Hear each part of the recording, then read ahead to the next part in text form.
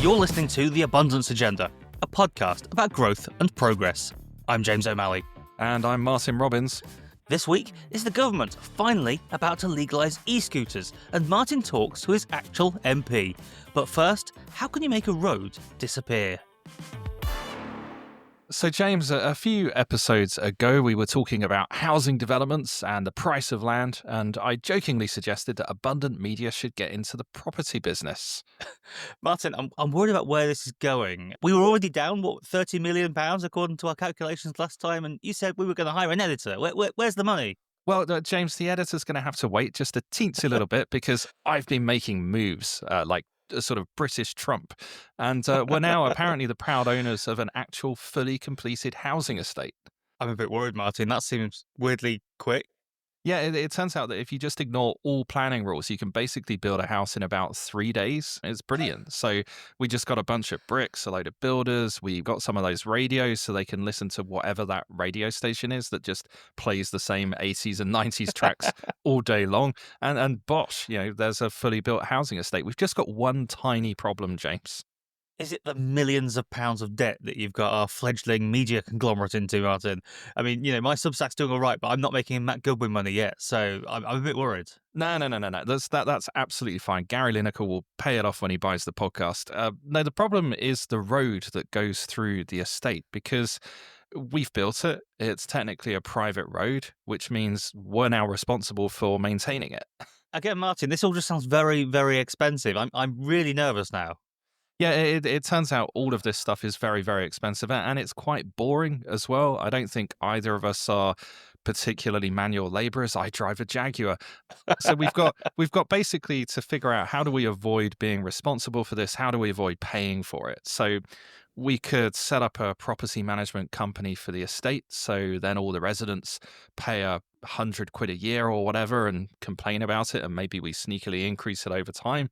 And that can pay for like road maintenance, but all the other stuff, the dog litter bins and trimming bushes and green areas and all that sort of stuff. Or a better solution, ideally, is we can just get the council to adopt it as part of the road network, because then we're just not responsible for it at all. But to do that, we do have to get it into a good state of repair to begin with. And also the council might just not want to, because why would they take it on if it's going to cost them a load of money? So you're saying if the road gets damaged, then we have to fix it, and we have to hope that we can get the residents of the road to pay for it. I'm going to be honest, Martin. Until we started recording, I didn't realise that we apparently owned an entire housing estate. So, this is a lot to take in. Yeah, it is, James. I'll be honest, this may have been a bit of a surprise, but the takeaway is we need some way to stop being responsible for that road that you did not realise you were responsible for already. Because as long as we own it, we're liable for it, but the council doesn't want to own it either. So what do we do? Martin, is there absolutely any way we can make this road, disappear? So that is a great idea, and it is exactly what has happened in a small Bedfordshire town called Shefford.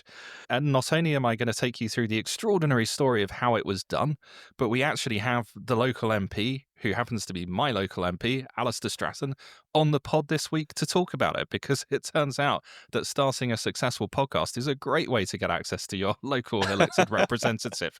And I think the key thing is, although this is a story about one pothole-strewn road, it really tells us a lot about why does Britain feel so broken and why is it so hard for people to fix things even when they want to. I think this is just you wanting to moan to your local MP about a local issue. I mean, rather than go down to the surgery and make an appointment, because that would be a whole load of hassle, you've just contrived this entire podcast just to get him on the show so you can moan about local issues. But okay, Martin, I'll humour you. I know that you secretly yearn to be Dominic Sarnbrook, so give us a brief history of this very important road that happens to be, near your house. It is close to my house, James. I'm not suggesting I'm biased, but, I wrote about it as well. I have to drive down there sometimes if I want to get to the garage, and often it does more damage to my car than the garage actually repairs, which is not ideal. But I wrote about this on my Substack a few weeks ago, so some of you might be familiar with the outline of the story. If you haven't read that, you can go there, get more detail. Links are in the show notes. So let me take you back, James, all the Mm. way to the 1960s, a wonderful time full of optimism and pop music and bright colours and other things that you don't particularly like. Beaching is ripping up the railways, and towns like Shefford are losing their train stations, their rail services. And so, with the line being ripped up and the station taken away from the high street, suddenly there's a load of old British rail land up for sale. And so, somebody buys up all of this land just south of the high street, which is where the station used to be, but also the sidings. And so, it's quite a big area. And they build a road through it called Old Bridge Way, which is named because there was an old bridge there that the railway went across. And they build an industrial estate around that road, which at this time in the 60s, 70s is a cul-de-sac. And so everything's happy, everything's fine. It's all great until the 90s, James. I remember the 90s, Martin. I was optimistic, though I didn't want to get up and go to school every day. That was very annoying. But it was a good time. All the music was good. It was the summer of ska in, I think, 1997. In 1994, couldn't you believe The Offspring, Green Day, Bad Religion, and Rancid all released albums within about 7 months of each other? Big iconic albums. Really good times. Happy memories. What are we talking about again? Yeah. I think we can all agree that young people's music is terrible, James. It's just not like the 90s. But now, let's fast forward to the 90s. Old Bridge Way is still a private road. But what happens is that piece by piece, as the town grows and develops, new housing estates are added, new developments are built. The road kind of gets extended, and it joins up to the end of another road that's extending from the other direction. And suddenly, Old Bridgeway is no longer a cul-de-sac. In fact, it's not just not a cul-de-sac, it actually becomes the main route for heavy goods vehicles coming from the A507 into Shefford. And the A507, for people who aren't massive road number nerds, is basically a major road that runs between the A1 and A6. So this is a big road, big lorries are all coming into Shefford through Old Bridgeway. I feel like that if anyone's listening to this now, that this is a great time to call up Google Maps and follow along at home. So, so Martin, this road, all the HGVs are going on it. Is this an accident or is this intentional? So it's a deliberate long-term policy of successive councils. So they basically want to keep HDVs off of the historic high street as much as possible. And so they divert them from the A road up Old Bridge Way. And in fact, they actually install a new bridge on that road across the River Hit to specifically upgrade it so it can carry heavy goods vehicles for exactly that purpose. It's even mentioned in local transport plans in the 90s and the early 2000s. So Hmm. this, as far as the council is concerned, is a strategically important road. It's designed for HGV use. But you've ended up in this awkward situation where you've got publicly owned sections that are adopted by the council, but then the last stretch through the industrial estate up to the high street is still privately owned by the company that owns the land, who at this point are the Daniels Brothers Limited. I guess there's a weird analogy with London in that some roads are run by local councils and some by Transport for London, which is a public body, but it's the same sort of thing where the ownership is distributed and it creates problems because, like, Oxford Street, which is they've tried to pedestrianise it for years, but TfL don't own the road; it's a Westminster Council thing, so there's been loads of friction there. Yeah, exactly. You have these weird situations with unclear ownership, unclear maintenance, and the Daniels brothers at this point are still having to pay for the upkeep of the road. So they have a second company which acts as the maintenance company for the industrial estates. It's called, and there's going to be a series of exciting names here, James, Portland Industrial Estate Management Limited. Sexy. The businesses that own units on the estate pay maintenance fees to that company, which in theory should repair the roads, but at some point that stops happening. And the road, which is now basically a major trunk road through Shefford, falls into disrepair over the years. I know a lot of podcasts, Martin, are about exciting murders and things, but I like that we're doing a big special podcast now about a major trunk road in Shefford and its maintenance. But on a scale of 1 to 10, Martin, how bad is this? Put this in perspective for people listening. It's like a 12. It's horrific. So you may as well bring like an off-roader or a moon buggy or something if you want to go down this road. And this is the main road to get to the local supermarket as well, the local Morrison's. And at various times it gets so bad that various solutions are sort of enacted by guerrilla groups of locals. So people come out and start planting flowers in them. Some people decide to draw penises around them to try and shame the council into taking action. The local manager of the Morrisons actually went out and started filling some of them in because cars that were going to the supermarket were getting destroyed. But the constant through all of this is that whatever local people try to do, the council will not touch them because it's a private road. And it's degraded so badly at this point that if you are following along on Google Maps, you can literally see it in the aerial view like it's a different texture to the rest of the road. It looks like the old Sim City when you used to have an earthquake and you'd get those little brown patches where the roads were destroyed. It's effectively Mm. that. So, Martin, this sounds quite annoying. Are people kicking off about this? Is there riots in Sheffield?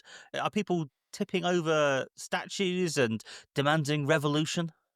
Yes, people are absolutely livid about this. So locals are complaining to the town council, to Bedfordshire Council, the local MP has been on the case, as we'll hear in a bit, and the businesses obviously are heavily affected by this as well. Now, the businesses are kind of at the epicenter of this, the people who actually own units on the industrial estate and have been paying fees to this management company. And they began to put pressure on the Daniels brothers to do something about it. And then last year, after literally years of complaints, the businesses start receiving a mysterious letter. And it says, "We write following several complaints to inform all that neither Daniels Brothers or Portland Industrial Estate Management Limited have owned the road since early last year." It goes on to say, "We are not at liberty to disclose who owns the above, but can inform you that the owners are now in liquidation. Any complaints any complaints regarding the road are best directed to either Sheffield Town Council or Central Bedfordshire Council Highways Department." What? So I thought the Daniels brothers owned the road as well as directing everything everywhere all at once. So what happened? So the idea that they can't disclose who owns the road now is utter horseshit. Let's just get that out of the Mm. way to start with, because there is a thing called the land registry, which tells you if you're willing to go and pay a small fee. So I paid £7 entire pounds and got hold of the deeds, James. Martin, I love that you're doing proper investigative journalism here, or at least, £7 worth of investigative journalism. Yeah, there's no budget spared on this podcast. But this is where we go full inception, James. So Daniels Brothers Limited, which owns the road, sold it to another company called Freshfield Planning Limited for £1 back in May 2023. That's 7 times less than what you paid for the deeds. Yeah, it turns out I could have bought 7 local roads for that money. So your next question is probably going to be, who are Freshfield Planning Limited? Yeah, and why did they go insolvent so soon after? Did they buy too many roads? So Freshfield Planning is created in February 2023. It has 5 shareholders, and pretty much the first thing it seems to do is buy Old Bridge Way from the Daniels brothers several weeks later, and then it does nothing for a year, and then suddenly in March 2024 it's wound up, and this is like a few weeks before the letter is sent out to the local businesses. Now, would you like to take a wild guess, James, at who the shareholders of Freshfield Planning Limited actually are? I've got a horrible feeling about this. They're all Daniels. The shareholders are literally Daniels, Daniels, Daniels, Daniels, and Daniels, 2 of whom, of course, are the original Daniels brothers. So they've sold the road to themselves. Exactly. The Daniels brothers have sold the road to another company set up by the Daniels brothers so that the other company owned by the Daniels brothers no longer has to maintain it. And then they've just liquidated that company. And along with that, obviously, the ownership of the road and all of the covenants that are on that road. So now legally, nobody owns the road. The road doesn't exist anymore, and nobody has the responsibility to maintain it. It's genius. Is this like that little bit of the Egyptian-Sudan border where because both sides have overlapping claims, there's technically a bit of land which nobody wants to claim because they want to claim the bigger bit by how the line is drawn? Sort of, but similar to large parts of Africa, it technically has also been claimed by the British royal family. So, actually, apparently, in legally, the most likely owner at this point is probably King Charles III. But weirdly, he's not responding to my phone calls, James. But perhaps he listens to the pod. We'll find out.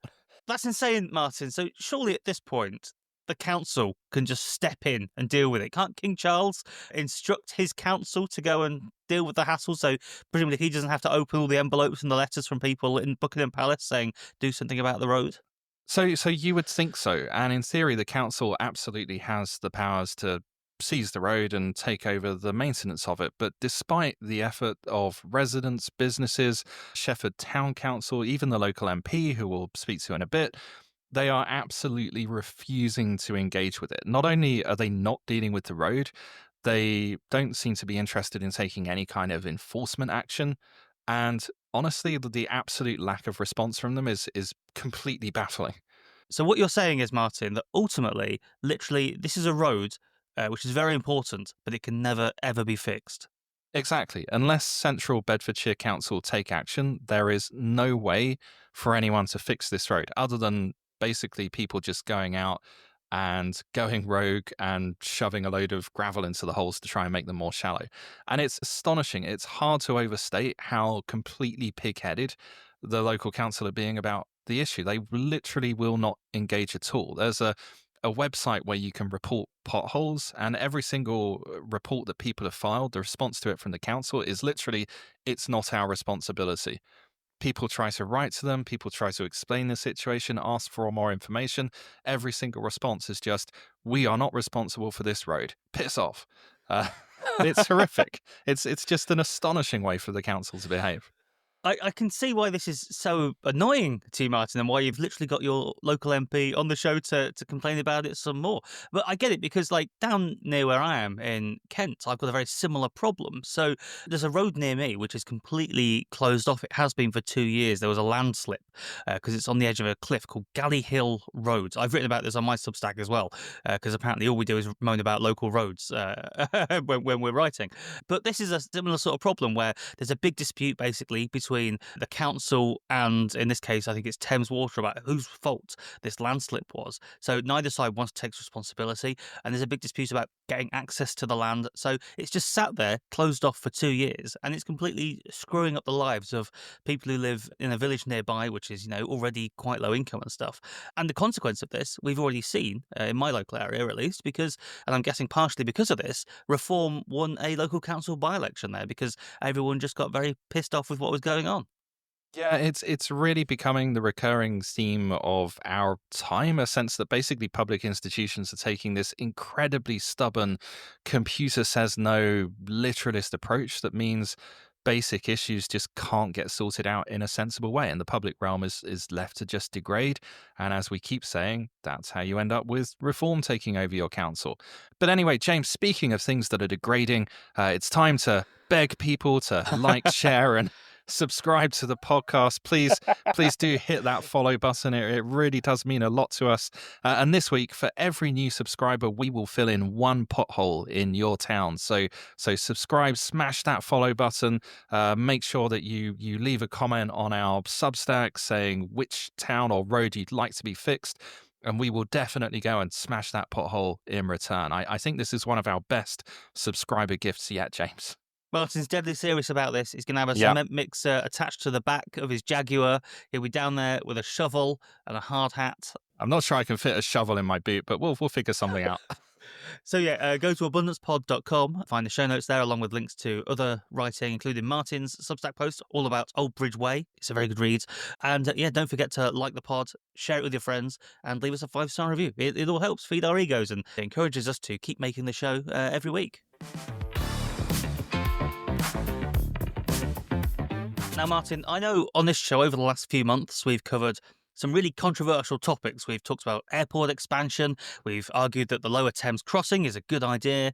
We've even waded in on the third rail of discourse, which is the meaning of the word staycation.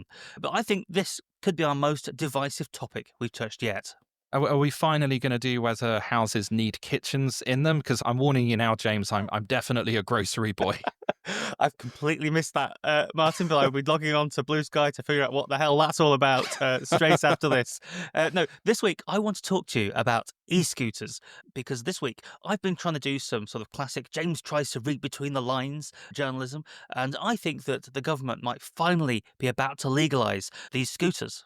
So you can barely move in London now for little scamps on scooters buzzing around, nipping at your ankles. Are they not legal already? Yeah, this is surprising. They're not. So shops can legally sell e-scooters. That's why you can buy them in shops. But it's just you're not allowed to ride them anywhere aside from private lands because basically the current law doesn't have a provision and they sort of fall between different stalls. So technically, they could drive them around on Old Bridge Way, except they'd be face planting in potholes. I guess so. I think they need landowners' permission though, and as we've established, who the fuck is that?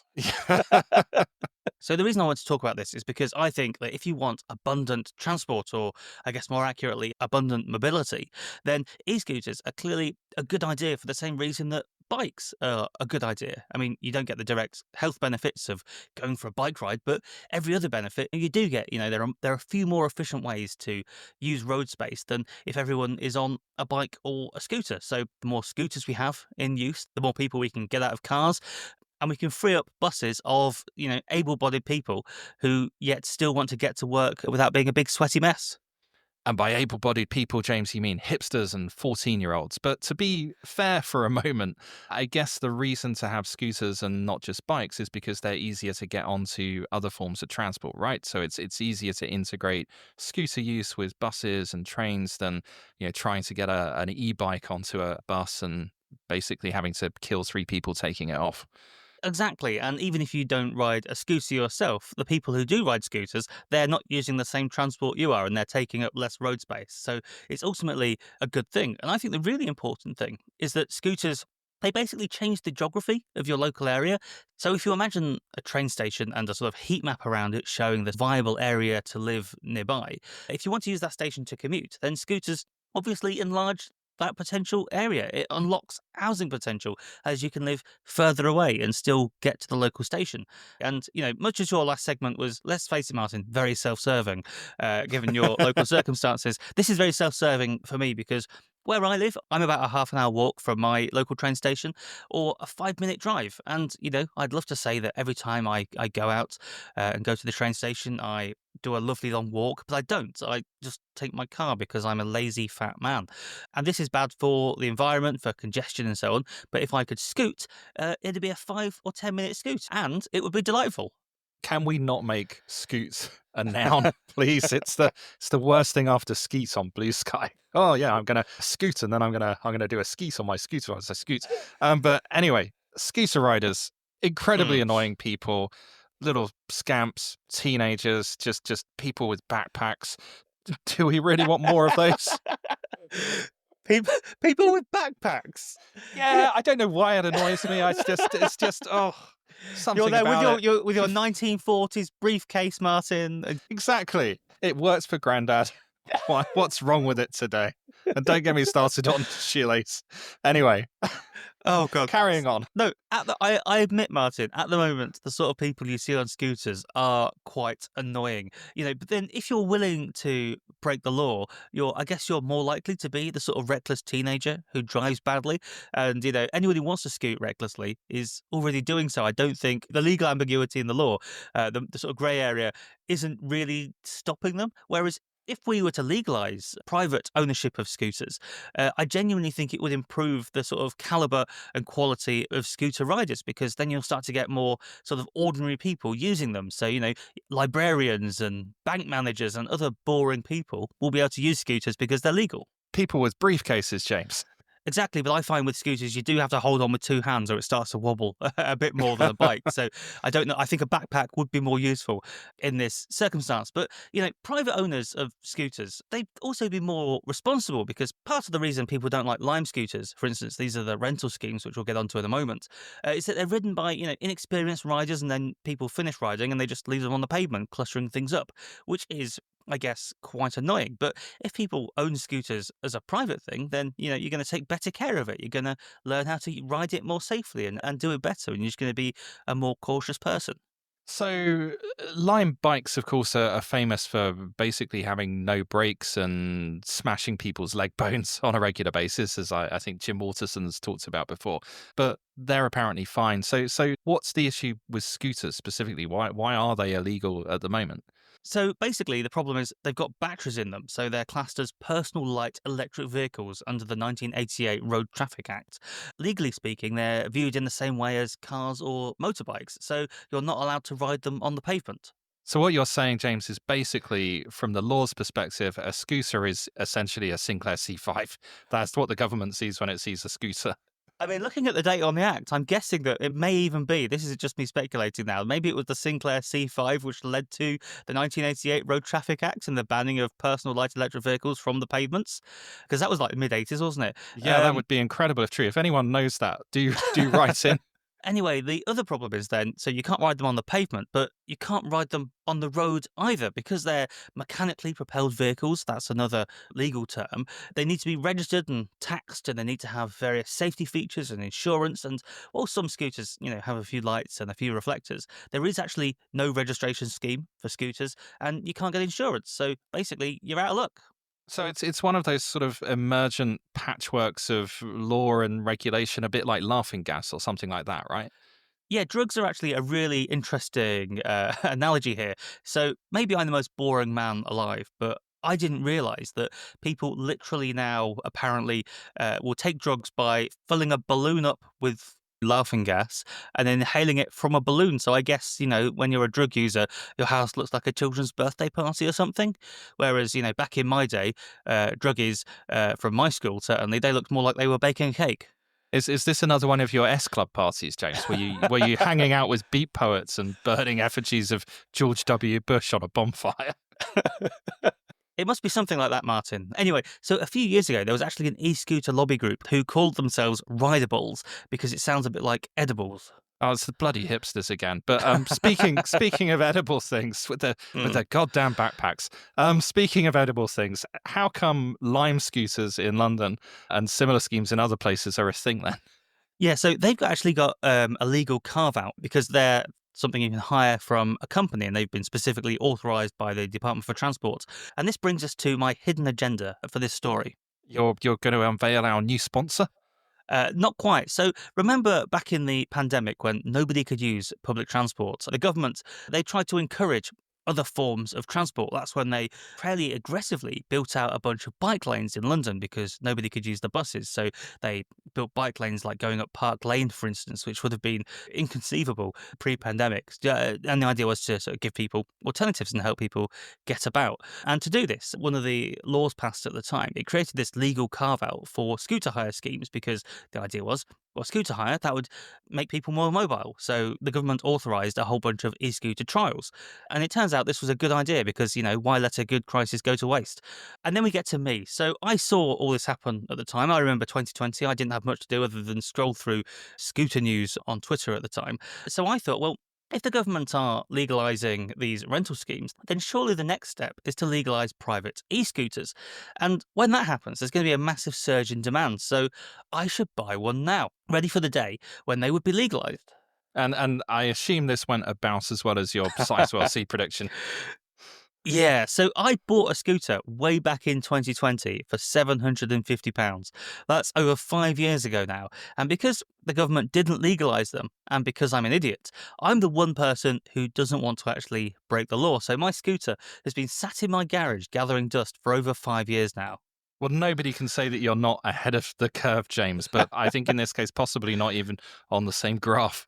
The worst thing is, Martin, that as I understand it, so DFT, the Department for Transport, they basically had a law almost pre-written that they could send to Parliament and get passed to legalise private e-scooters. And the plans were all there. It was about to happen. I think there were even a Transport Act of some sort that was announced under one of Boris Johnson's Queen's speeches. But then, Liz Truss happened. That came in, caused a load of chaos. And one of the things it fucked up was the passing of this new law, which would have legalised e-scooters. Oh, God, finally we found the worst thing that Liz Truss has done. What a dismal day. Exactly, Martin. And this brings us bang up to date to today and the reason we're really talking about this. Yeah, so other than your clear burning sense of grievance for the last 5 years after you got radicalized during the pandemic, like so many people, but instead of going mad down into QAnon and conspiracy theories, you apparently became scooter pilled. But why are we talking about this now? What's happened? What's changed? Are you finally going to be able to get the dust covers off? So this is where we do some dangerous speculation because the government hasn't said explicitly that it's going to finally legalise e-scooters at last. But there was what I think is this frankly amazing story in the Daily Mail last week. Well, they're going to hand them out to people on welfare or something. So you'd think that if anyone was going to kick up a massive fuss about e-scooters, it'd be the Daily Mail, right? Scooters are almost perfectly designed to slot into culture war controversy. You've got your little hooligans and your ne'er-do-wells wanting to terrorise upstanding elderly pedestrians and make life difficult for Britain's one truly untouchable class of people, motorists. So for the government, they obviously see a risk that trying to pass a law legalising e-scooters, or more specifically, create a new class of vehicles which would, by extension, legalise e-scooters, And the Sinclair C5, James, and the Sinclair C5. You can finally drive your C5, Martin, as well. on the pavement. Perhaps, Martin, you'll be able to live your dreams. But if they do this, the worry, I guess, is that it suddenly could become a massive political headache, because you can really imagine the Mail, GB News, everyone else kicking off about these scooters. And MPs, maybe they won't just be able to wave through the law quietly under the table. And it'll become a thing that people write takes on and we have a big national conversation about. Oh yeah, it's the perfect story for people to go mad about during a summer city season. Basically, it's you could talk about working from home, 15-minute cities. It's practically designed for awful takes. Yeah, so this is why this story was sort of amazing. So it was written by the Daily Mail's chief political correspondent, David Churchill, and it's headlined E-scooter riders may be forced to display license plates, pass a test, and have insurance amid crackdown to restore order on the streets. So, in other words, basically, it appears that the government has successfully spun that legalising e scooters is actually going to be a crackdown. And I imagine the Daily Mail are wishing it covered cyclists as well. Like, that's the only way this could be any better. Yeah, the story goes on to talk about all the quote unquote tough measures that the government are apparently considering. So things like legally imposed speed limits, which are already a thing everywhere else. E scooters are currently legal. They're set to, I think it's 15.5 miles an hour. It also says the government are considering sort of insurance registration, which some countries already do. I think Germany is one of them.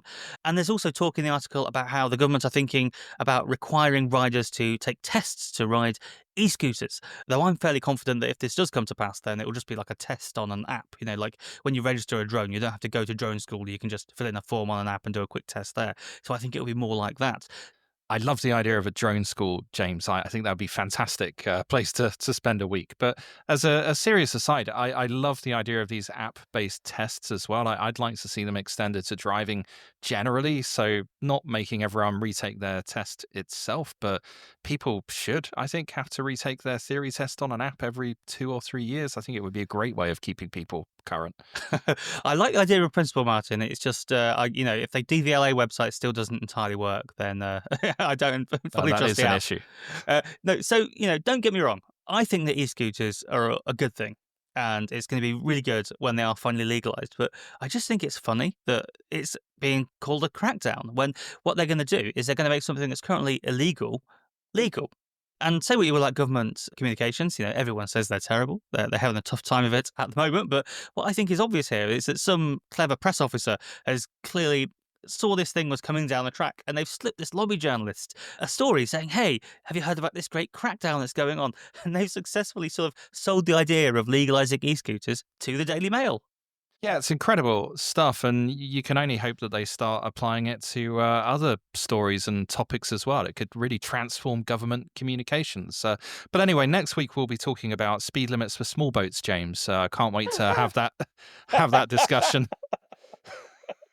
You can come across the channel, but only at 12 miles an hour. Perfect. Everyone's happy.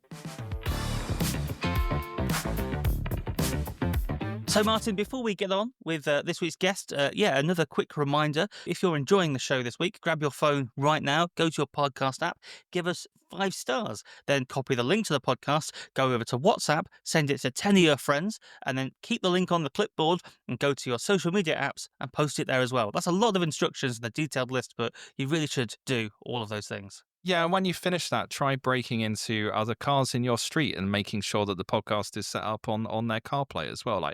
Every little bit helps. So, Martin, in addition to doing this podcast, we also write our own Substack newsletters. What have you been writing about this week?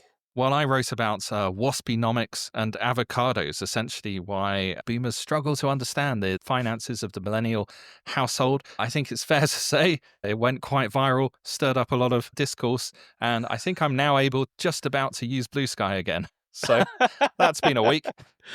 Oh, What about crikey. you, James?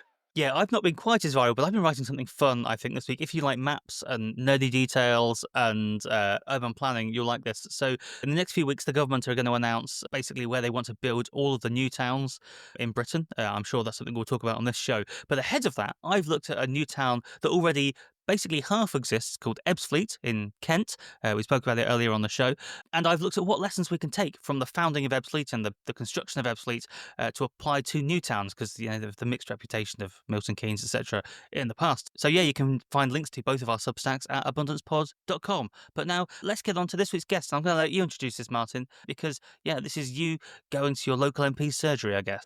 Yeah, absolutely. As I say, it turns out having a podcast is a great tool for getting your MP on. This week, we are talking to no less than Alistair Strathern, the Labour MP for Hitchin, my actual MP, who has been campaigning to sort out Old Bridge Way, the road that we've just been talking about.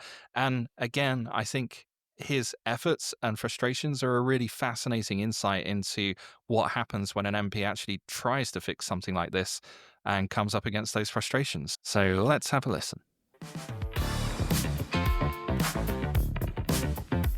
So we're delighted to be joined by Alistair Strathern, who is the Labour MP for Hitchin, formerly Mid Bedfordshire, and in fact the MP for Martin Robbins for the last couple of years as well.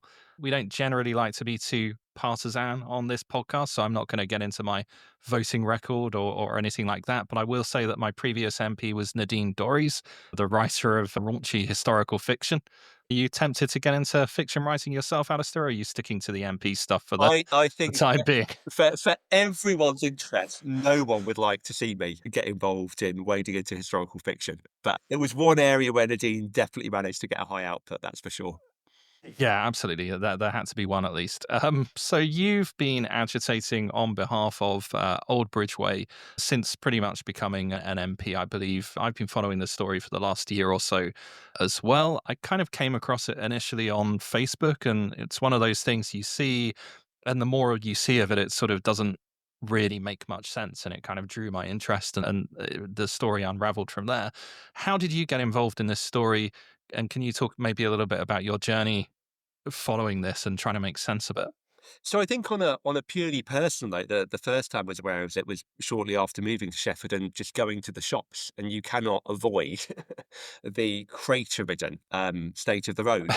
But after that, through the election campaign, getting out and speaking to people, you always get a wide range of kind of wacky and interesting issues raised with you. But the extent to which there was almost unanimity in that if you were out in Sheffield or nearby, everyone would raise the state of that road, the issues with it, and how difficult it was to get everything done with you, really, I think, grabbed our attention that actually there clearly was quite a deep and intractable issue to be fixed, which feels like a surreal thing to say about potholes in a road, right? It should be very much the nuts and bolts of what basic and decent local government is all about. But the second you start peeling away some of the layers of the onion, you realise actually there's quite a lot of intersecting challenges that make this quite a stark challenge to get fixed.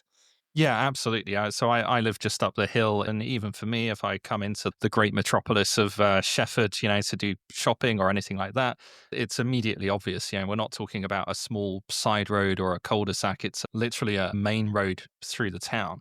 Now, obviously, there's various people involved in this, but one of the main players here are the council themselves, or I should say the councils, Sheffield Town Council, and also Central Bedfordshire Council.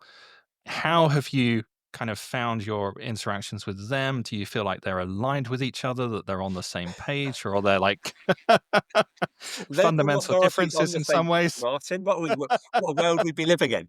It gets almost kind of comically robotic sometimes trying to engage with them and I think in the way that we've seen broader kind of retreats of responsibility from public authorities and sense of ownership over the public realm over the last few years, one of the challenges we face over and over and over again, particularly when trying to raise up a Central Bedfordshire Council, is just an inability for them to grapple with the sense that it might be in any way their problem to solve. Now, you think as the local authority, the authority with spatial planning powers and with highway powers, they would be the people empowered and hopefully taking ownership of trying to drive through solutions to intractable challenges like this. But instead, actually, whenever residents, whenever local campaigners have tried to engage with them on it, they've just increasingly robustly drawn up the drawbridge and refused to recognise it as a problem they've got any ownership of trying to get fixed.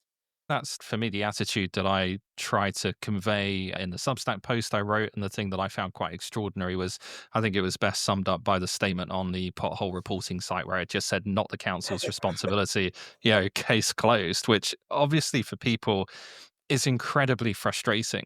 Do you have a sense of why they've pulled up the drawbridge, especially since, if you go back 10 years or so, this was actually part of the local transport plan? Like it was partly encouraged by the council Well, that HGVs use this road? exactly, and I think that's what people find so infuriating about this case in particular is the whole town has evolved, has been planned, has been built out on the basis of this becoming an increasingly important part of the road network. You literally Yeah. can't get to the main supermarket in the centre of the town without going on it in some way, shape, or form. And in spite of that, and in spite of that initial commitment to take it on, the local authority have just completely abdicated and stepped back from wanting to play any role whatsoever in now finally resolving the truly dire state of the road. And it's got to the point now where, absent some change apart from them, absent some action, it can only get worse. Now that there is no formal owner of the road, now that even King Charles himself isn't going to step in and save us on his golden I coat. did try. We've all had our conversations with the Crown Estate, Martin, but sadly, I've been equally unpersuasive today. But because of that, it is literally a problem that will only get worse until someone grasps up the nettle and says, actually, I'm not going to walk on by and it's on me to put it together. And I think what was particularly frustrating is with local authorities having expanded highways budgets this year, it felt like if ever there was a moment for CBC to step up, this was a point. If there was a moment to recognise that, well, technically it's not an adopted highways currently, if you were to give any resident in Shefford, let's say £200,000 to fix a road, all of them would pick that one because all of them are affected Yeah. by it and all of them would prioritise action on that road rather than more or less any other local highway, adopted or otherwise. But I think because of the way in which local authorities have kind of stepped back, and I think public figures generally sometimes step back from taking ownership of issues and instead looking to draw narrow and narrow demarcations around problems that they are willing to get involved in as a way of, I think, deflecting blame and, I guess, seeking to avoid challenge for failing to completely solve things rather than stepping up to at least try. We've got to a point where you get increasingly blunt and very legalistic answers sometimes back from the council that just rub up any role in this whatsoever, which is infuriating, I think speaks to exactly some of the challenges that are making people so disaffected with politics at the moment.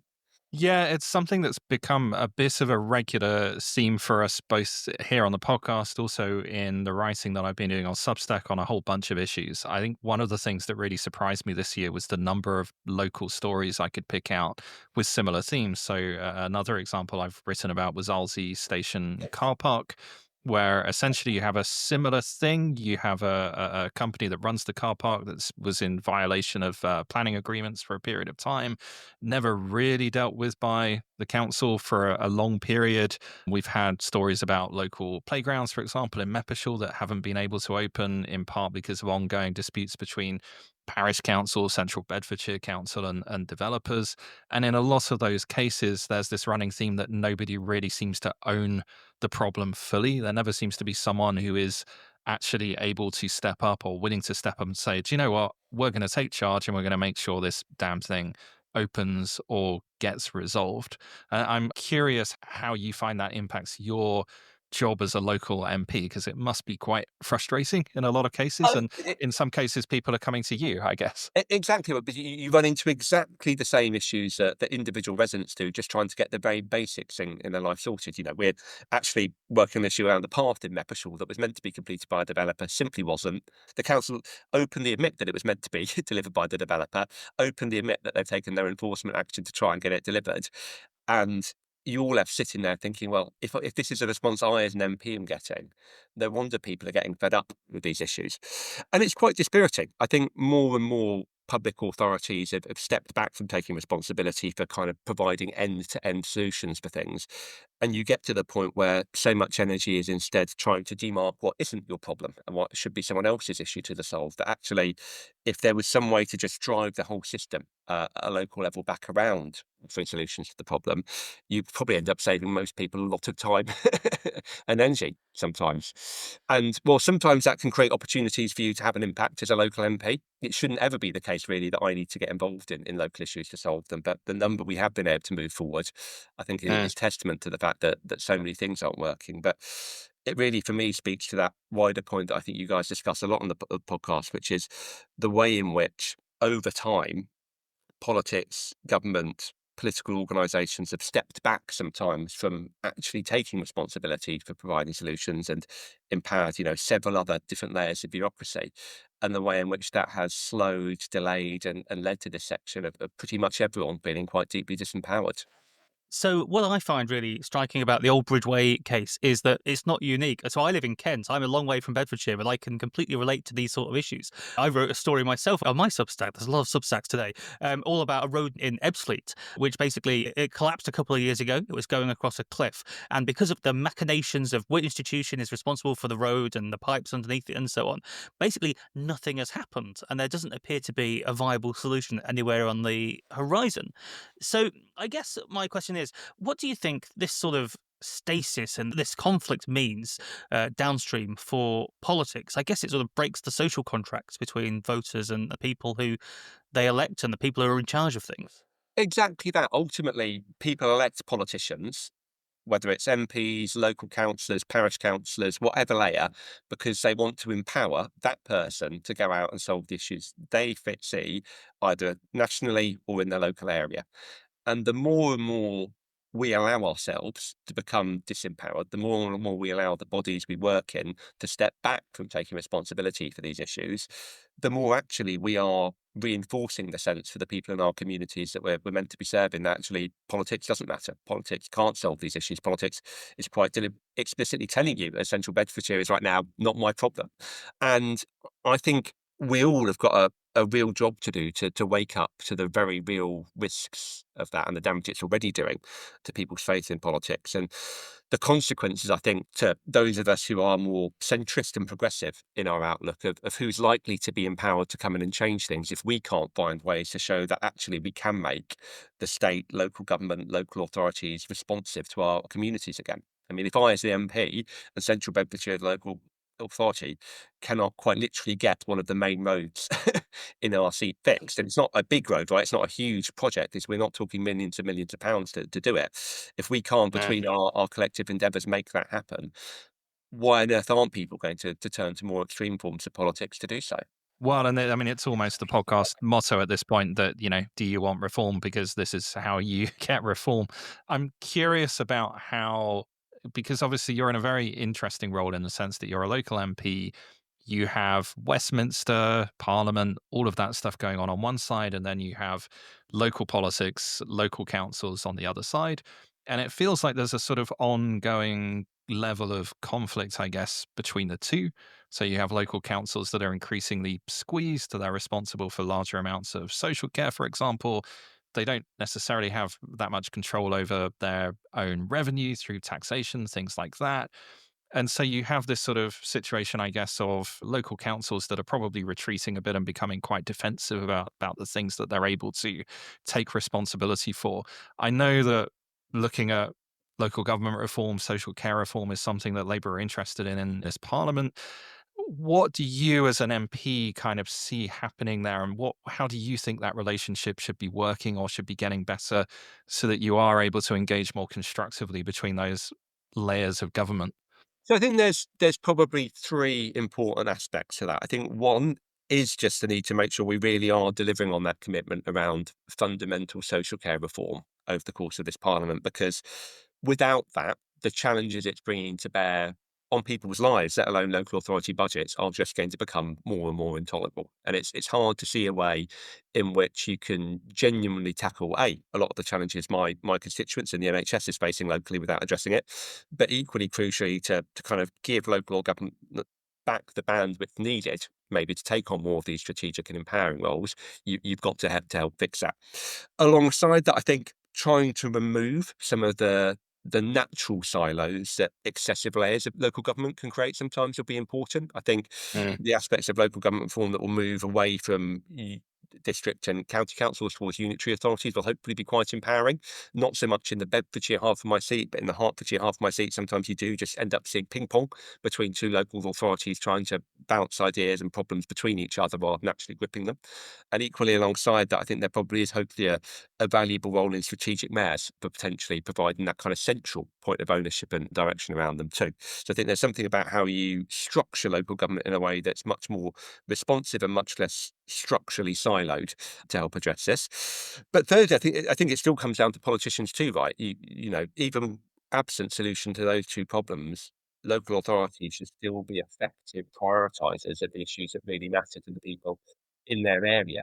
And I think one of the things that really frustrates me about the issues emblematic in this road is if you were doing that, if you were fulfilling that strategic prioritisation role, you would be tackling this road. There's no way you would, generally be working on that would be a priority for you.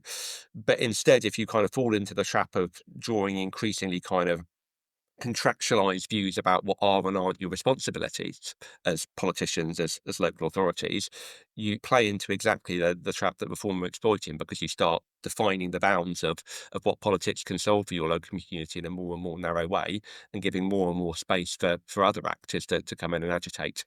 So I think absolutely social care reform is going to be important. Absolutely.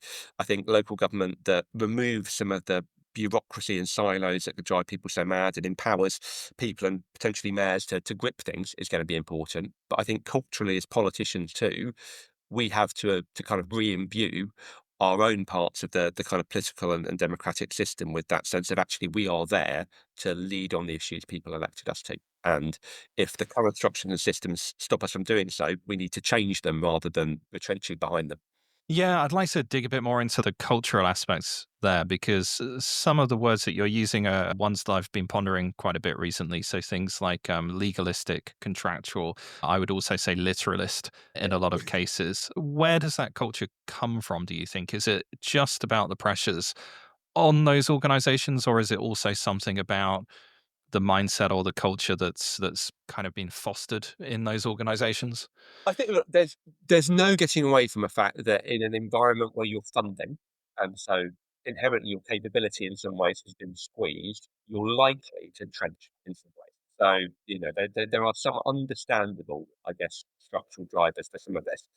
But I think it also speaks to, I think, a wider cultural challenge that I think sometimes you see in the private sector as well as the public sector, which is, in a world where you're increasingly not empowered to solve problems, but to avoid risk and to avoid incurring liability or complaints or problems for your organisation, be that a council or a private company, you are going to protect yourself much more and more, I think, sometimes by the letter and that kind of literalist Yeah. interpretation is and isn't your job to do. And certainly if you think it's someone else's job to do it too. And that might make complete sense on an individual basis, given the incentives and the pressures you're under. But when you step back and look at it from a more social perspective, it means that more and more people's touch points in everyday life are not empowering ones because they're not speaking to people who actually feel empowered to solve the issue, the problem, the challenge they're working on together. They're incredibly frustrating ones because you're actually speaking to people who are seeking to come up with more and more watertight reasons why actually they can't do that, or if they fail to do it, why they shouldn't be blamed for it. So I'd love to finish with a couple of questions around your experience of being an MP and some of what's going on at the moment. One thing I'm just very curious about. So you're very active on Facebook. I think certainly compared to your predecessor, who I'm not even sure knew what it was, but never mind. Uh, One of the things that I guess it must be quite difficult to manage, though, is that constant stream of, let's euphemistically say, opinions, feedback that comes in from those sorts of pages.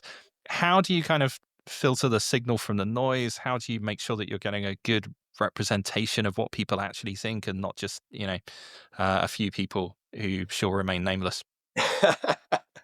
I mean, look, there's a lot of fun sometimes, I guess, to be had with the regular commenters, shall we say, for lack of a more blunt way of describing them. But I think as a representative, it is incumbent on you to get out there and really understand the views of the people you're trying to represent. And that means you have to go to people where they are. And sometimes that will be on social media and forums and some of the community groups. But just as often than that, it's about getting out, and whether that's getting on people's doorsteps, holding regular forums in communities, trying to hold kind of drop-in surgeries with some of the groups that you might otherwise not be so likely to hear from. So one of the really powerful things we've started doing is holding a regular drop-in at the Carers Cafe in Hitchin. And lo and behold, you get a really interesting discussion there from people who quite literally wouldn't have the bandwidth normally to to get in touch with you otherwise. And I think that for me is invaluable because it's a powerful corrective sometimes to the prevailing narrative you can get either in the media or on social media in the comments. But it's also the richest form of discourse because you can have a proper conversation with people. You can really understand what it is about an issue that they care about or that frustrates them or that they'd like to see change, and have hopefully a slightly better and more human relationship with them about your position on it, whether you agree or not, and try and find some common ground. And I think I'm lucky that I'm sad enough that's probably the part of the job I enjoy most, getting out and about. And I think in our constituency, one of the very nice things is putting party politics to one side, because we haven't always had politicians who've really endeavoured in that part of the job. I tend to find you get a lot of really good faith engagement when you do put yourself out there than maybe you might otherwise. Yeah, my previous MP was actually Theresa May, and I was always Ah, very surprised how active she actually was in Maidenhead. You know, you'd pop into the local supermarket and come out, and she'd be standing outside. And again, whatever you think about someone's politics, it's refreshing and kind of good to see someone actually engaging and getting involved on that level. And again, a stark contrast to predecessors. James, any final questions? Yeah, as our show is called The Abundance Agenda, Alistair, we couldn't let you get away with not asking you about abundance and the issues. So, on our show, we're very much promoting the idea of building. We want to fix roads, but we also want to build houses and build railway lines and build energy infrastructure and so on. And obviously, the planning bill has just sailed through the House of Commons. It's now being kicked up to the House of Lords. And I'm going to go all Paxman on you and ask you about the proposed amendments to the planning bill that have been putting in the Lords. So the government has proposed these themselves as a sort of set of compromises. I'm not an enormous fan of the amendments, so I was just wondering, as someone who helped this bill get through the Commons, what's your view on the amendments if you're familiar with them? Do you think is it watering down this great thing that we could have had? I think a lot of the storm around the most recent set of amendments has been a bit overblown. Because I think actually, if you look into the very specific detail of the changes the government are making, much more of it is actually codifying assurances that were already given throughout the first part of the legislative process and ministers already committed to in spirit anyway.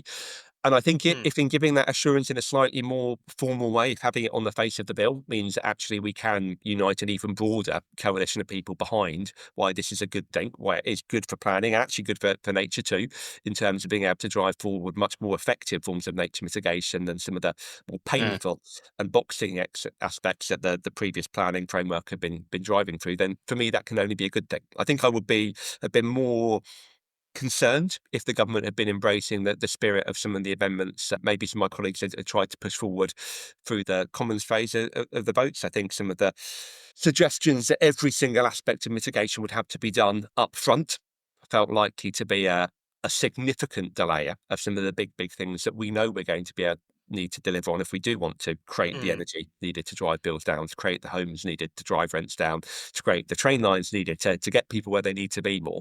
That's only going to happen if we crack on with these things. But I think the spirit and the practice of where we've ended up landing is actually hopefully a pretty effective vehicle for delivering that, while hopefully maintaining the confidence of the groups of people we need to ensure we can actually do it and sustain it over time. But what do you think? What do you think, James? No, if I'm allowed to ask No, you a question. Oh wow, the Oh tables are God, turned. oh yeah, this is tense now. No, I just worry that it could make the bill less effective. I worry that we could end up with something called the planning bill, and I'm sure it will make a big difference relative to the current status quo. But my fear is, I guess, that it won't be as effective as it needs to be because we need stuff to start being built. If we're just adding in new ways to make judicial reviews happen and to slow things down again, then it's 3 steps forward, 1 step back. When I want 3 steps forward because I'm so radicalized as a pro-building, abundance-pilled person. I guess I'm an ultra on this now. Well, I think I'd agree with you in the spirit that this, but I don't think this bill could ever be enough. right? If the government strategy to deliver the homes, the infrastructure, and I guess to create the stuff we all need to genuinely make life a bit more affordable for people across the country is just the vehicle of this bill, that was always going to fall short, amendments or otherwise. And actually, I think that the challenge for the government will be ensuring that, having got this over the line now, all of the other arms of delivery that we need to line up behind this are really lent into. And, every conversation I have with Matt Pennycook strikes me that he is someone absolutely as energised as you are about the need to do this and to do this in a bold way. But the coming months, I think, will be the test of that and the test of our ability to live up to the urgency of the moment, really, and showing people that actually as a country, we can do things at the scale and pace we need to tackle the issues far too many of our communities are facing. And let's hope that starts with fixing Old Bridge Way. What better solution? Get that on the face of the bill, and then finally I'll be behind it. But no, Right. Excellent. So on that note, Martin, unless you've got anything else, I'll wrap things up. No, I think let's stop there before Alistair continues to go Paxman on us. Sure. So, so Alistair Strathern, thank you very much. So, Martin, that's just about it for another show. How do you think it's gone? Do you think this is going to be finally the campaigning journalism that gets Old Bridge Way fixed? I'm pretty sure it's going to be fit. I think I'm going to go down into town later, and it's just going to be a smooth road, because that's how damned effective this podcast is. Fantastic. So, yeah, if you've been enjoying the show, share the show, read our Substacks in the week, links on abundancepod.com. But for now, thanks for listening. See you next week.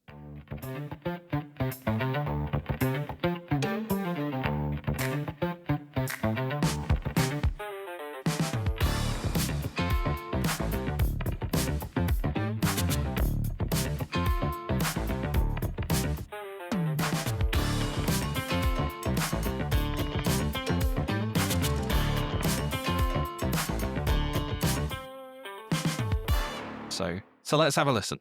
Can you do it again, but with a slightly softer S on the so let's have, because you said you ended the previous bit quite quietly like that. So let's have a listen. One of those will work. So let's have a listen. Just trying to bring it back up again. I'm going to put that after the credits.